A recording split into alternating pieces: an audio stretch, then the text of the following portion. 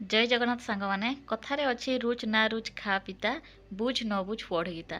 तो आपण मैंने भी जब कलरार चिप्स खाई खाई बोर हो गले आपण मैंने भाव में कलरार एक नुआ रेसिपी ट्राए करेंगे।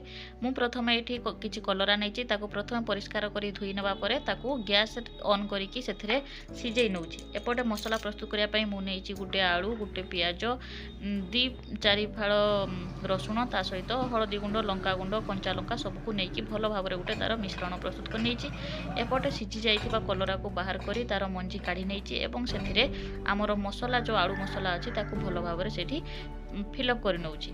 एपटे आमर यही भाव में सब कलर मुझे पूर दे सारे सब कलर आलू मसला को भल भाव में पूरे सारे। एपटे मुझे गोटे पात्र नहीं पात्र किसी नौची बेसन बेसन टिके लुण पकईकि आम गोटे बहलिया मिश्रणटे प्रस्तुत करनेबा। तापर आम आगु प्रस्तुत कर रखिथिबा कलरा आलू मसला को से बेसन रे भल भाव में गुड़े नेबा। एपटे कड़ाई रे गरम होइथिबा तेल रे ताकू गुटी गुटी करी भल भाव में छाड़िबा।